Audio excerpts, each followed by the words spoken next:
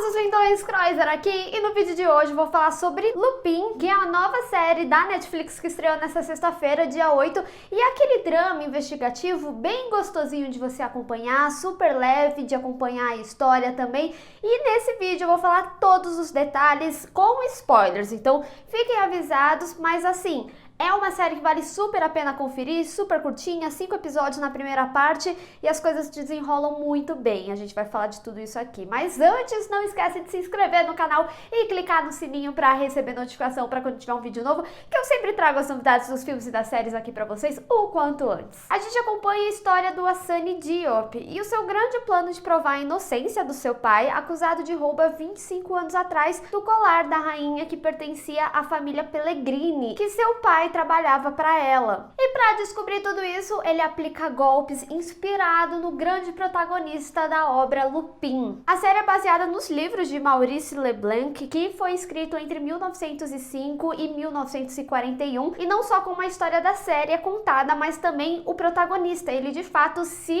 inspira no protagonista do livro para efetuar os seus planos. Então a gente tem tanto o pano de fundo da série quanto a inspiração do próprio protagonista da série. E assim, se eu fosse definir Arsène Lupin, pelo que eu pesquisei, eu não cheguei a ler os livros, mas eu diria que essa obra literária ela tem tanta importância para a França quanto a gente tem com Dom Quixote aqui no Brasil. Mas a história, ela é meio que uma mistura de Agatha Christie, com um pouquinho também de Sherlock Holmes, misturado com o filme Golpe Duplo. A série ela tem um ritmo super gostoso de acompanhar nesses 5 episódios, você nem sente, e a gente tem uma história principal que seria do roubo do colar de 25 anos atrás e como ele vai efetuar todo esse plano para mostrar que o pai dele era inocente de fato, até essas mini missões que ele precisa fazer indo atrás dos culpados que incriminaram o pai dele. Então ele utiliza elementos do livro, como por exemplo o truque do covarde e também o passageiro misterioso, que nem ele mesmo cita em vários momentos da série.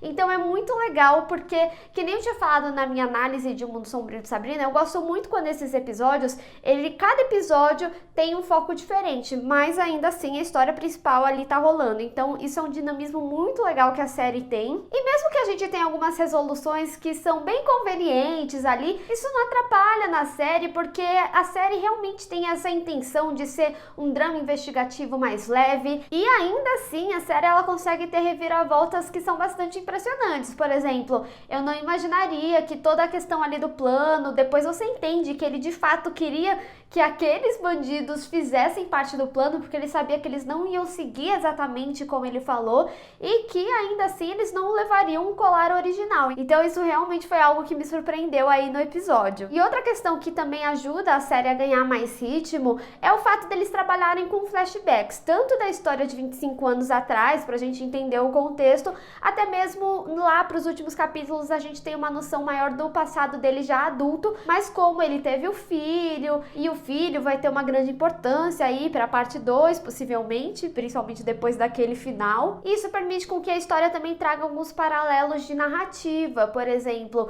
o episódio em que ele entra na prisão e ao mesmo tempo conta a história dele na assistência social, que de fato também era uma prisão, e isso também mostra que por mais que o pai dele tenha sido incriminado, ele foi a verdadeira vítima de toda a situação, ele também acabou sendo uma vítima, ele também foi aprisionado ali. Mas eu tenho que falar muito sobre esse protagonista que é realmente muito inteligente, ele inclusive se aproveita das falhas da sociedade para incrementar nos seus planos. Então a gente tem até aquele momento em que ele fala que as pessoas elas não estão ligando para os funcionários do museu e por isso ali não tem câmera, porque ninguém realmente se importa com eles. Então ele se aproveita disso para conseguir fazer com que ele consiga fazer as coisas, ou até mesmo quando ele troca com um prisioneiro. E quando eu falo sobre ele ter sido vítima e também ser muito esperto, é muito interessante que quando a gente descobre que os Pellegrini pagaram o estudo dele, ele também se aproveita disso para justamente conseguir ali no futuro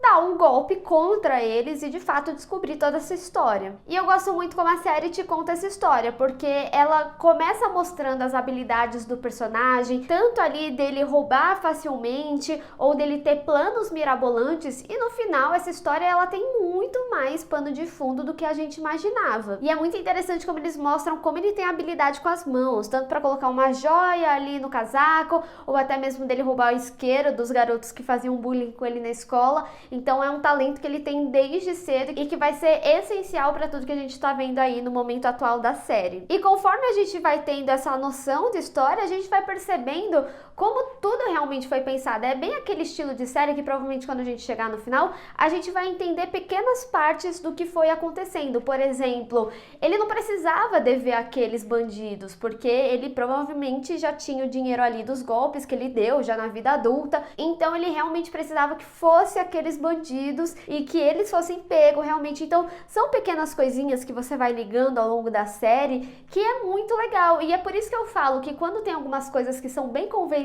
que acontecem, isso não atrapalha, porque a série ela tem uma brincadeira com a narrativa dela tão mais interessante ali por trás, que acaba sendo realmente uma série muito gostosa de você ir acompanhando. Eu só senti um pouco de falta da gente saber um pouquinho mais sobre as pessoas da vida do Asani, como a Claire e o amigo. Apesar de ter 2 episódios dedicados para contar a história deles e como eles estavam envolvidos desde então, desde a escola e tudo mais, eu queria saber um pouquinho mais, um contexto maior dessa história, mas assim, também nada do que atrapalhe na história principal que a gente está acompanhando. E principalmente como eu acredito que vai ter um foco maior aí no filho, na parte 2, é bem capaz da Claire também ter um maior foco, já que se deu início nesse 5º e último episódio dessa primeira parte. E assim, eu não posso deixar de mencionar que ainda existe um mistério sobre a mãe da Sunny. Ela foi brevemente ali mencionada no início e também foi desconversada. Aí eu anotei isso e percebi que quando terminei a série, realmente não tinha tido um foco maior nisso.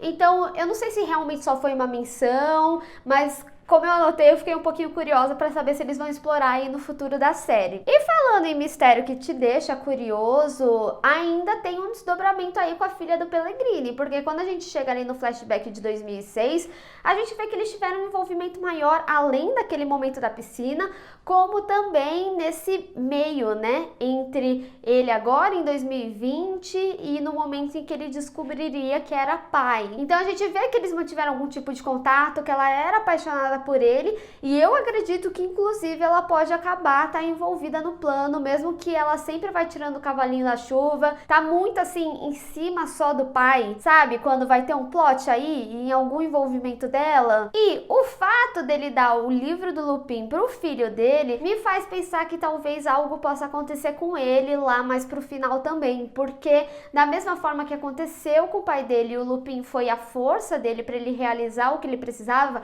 o filho dele também tá bastante interessado aí no livro. Então eu acredito realmente que da mesma forma que algo aconteceu com o pai dele, talvez o que ele faz possa ser o futuro do filho dele. E digo mais, todos esses golpes que ele dava anteriormente, eu tenho certeza que já era o plano dele desde o início. Não era só tipo, ele dava esses golpes e aí ele descobriu algo do pai e passou a procurar, porque ele realmente precisava de grana para bater de frente com toda essa galera, que é a galera que a gente vê que é bem poderosa e que pode, por exemplo, distorcer um vídeo que comprovaria a realidade. Então ele sabia com quem ele estava se metendo e ele sabia que ele precisava de cacife para ir contra eles. Então realmente eu acredito que tudo que a gente vai ver tá envolto do plano e que isso se dá desde a raiva que ele guardava ali na assistência social. E é como eu falei, Lupin é uma série super gostosa, não é nenhuma super grande produção, um orçamento milionário, mas é uma trama investigativa leve e não importa essas resoluções simples, o que importa é que é uma história super bem contada. Lembrando que a parte 2 já tá confirmada com mais 5 episódios, então a gente vai ter essa grande primeira temporada aí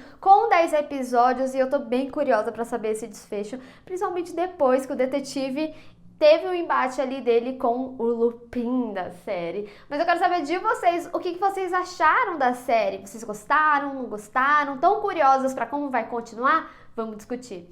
Bem, pessoal, espero que vocês tenham gostado desse vídeo. Não esqueça de deixar o seu gostei e compartilhar nas redes sociais. Inclusive, me segue lá, se inscreve no canal e clica no sininho para receber notificação para quando tiver um vídeo novo. Te vejo no próximo. Tchau!